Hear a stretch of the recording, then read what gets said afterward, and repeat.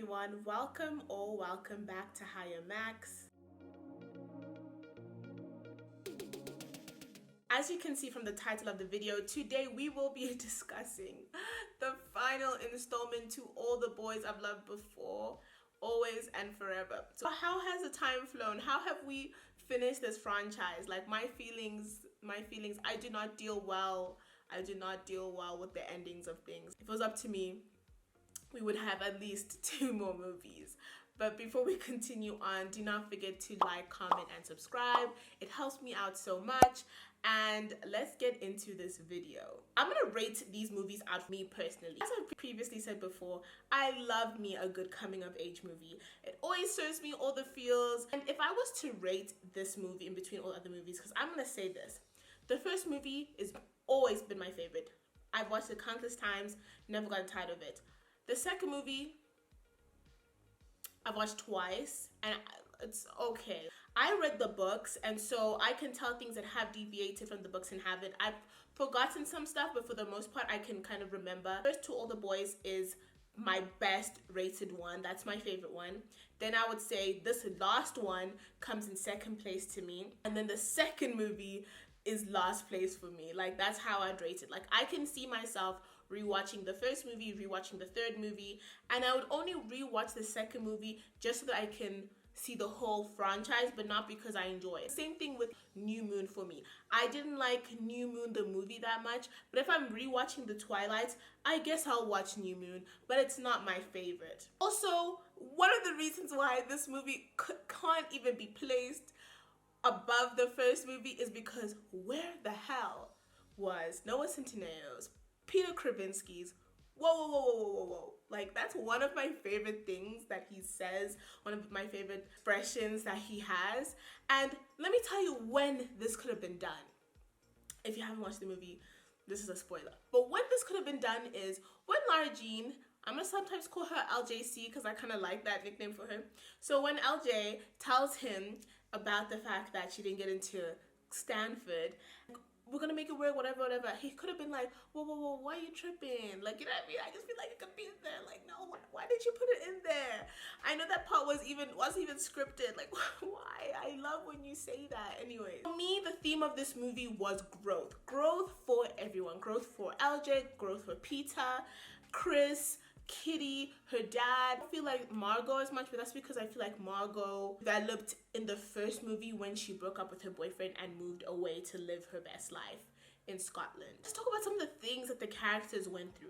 LJ had to deal with, the major blow that she did not get into Stanford, which happens to the best of us. And I think it's hard, like, with all the expectations. She has that thing that a lot of us, I'm an overthinker. I am like team overthinking. It's one of my worst qualities. Also, I think at times be one of my best in these relationships, or just like in life, when you are so stuck on a certain plan, you've seen all the different realities for it, and then when it doesn't come to fruition, it really messes you all the way up. I'm glad that she told Peter the truth. Like, we didn't have to wait too long for that. I think they also brought up something super important when she's in Korea and she speaks to Peter, and she was like, they look at me, they see me, they think I can speak the language, but I don't, and I wish, that's definitely something that was it's a very complex narrative, because that's a part of her culture that she wishes that she could connect to. And I think that it was important that they had that discussion. I feel like it wasn't spoken about much and wasn't really got into depth between the two of them, but I'm glad that we saw that. I also like the fact that she gets to be her own person, but she learns it along the way. Because relationship is important, I don't want to underestimate that, but no one can deny the amount of growing you do when you go to university is such a pivotal moment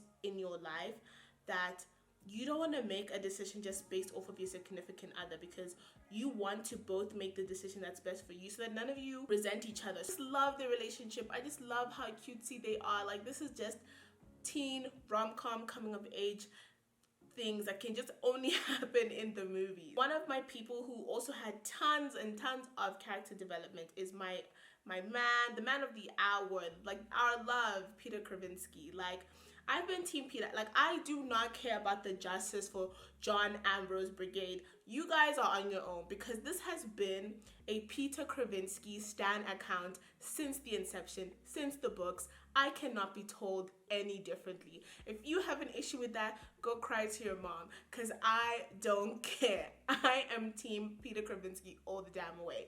And this is the reason why. Peter learns, Peter grows, Peter does better. Every time he does something shady or does something selfish, he learns and does better. Even though it took him some time, after speaking to his dad, he realized, hey, why am I asking this girl to put her dreams on the bench? Or I love when he found out that she wasn't going to Stanford. His first thing wasn't like, oh, let's talk about our relationship, blah, blah, blah. His thing was, are you okay? How do you feel? He was just so invested in her. I think, like, I want to get more into like the final scenes that happen, because I still need to heal. But I think that this movie was just an ode to show how much Peter loves and has loved Lara Jean the whole time. The whole time, like, oh, the whole time. Again, another complex thing that we got to see was the relationship between Peter and his dad. I think that was very, very important, because, and also the juxtaposition between Lara Jean's relationship and how she feels because her mom passed away. Both of them had really valid reasoning. LJ was very valid in saying, if I had another chance with my mom, I would want to see her. But same, Peter was also very valid in saying, at least your mom was always there for you, whereas my dad wasn't. It's that balance. I totally see where they're both coming from. I totally understood why Peter didn't want to see his dad, and I also understand why LJ thought it was important for him to see him. At the end of the day, LJ pushed him in that direction and he followed, because you can see that her opinion mattered that much to him. And surprisingly, Peter's dad actually helped them so much in their own relationship, and I guess it's because he saw the flaws in the relationship between Peter, saw within his dad's relationship with his mom and him. By the way, I expected a much better promposal, Peter Kravinsky. That's the only thing that disappointed me. I thought we were gonna do the most for LJ. Like, I understand, like, it was cute doing the pancake thing, cool, whatever, but I just wanted it to be grand. Like, I just thought that it's just not grand like embarrassing, but grand like sweet. Do you know what I mean? He's always been very good with gestures. At the end, we definitely need to discuss the meet cute, the letter, all of that.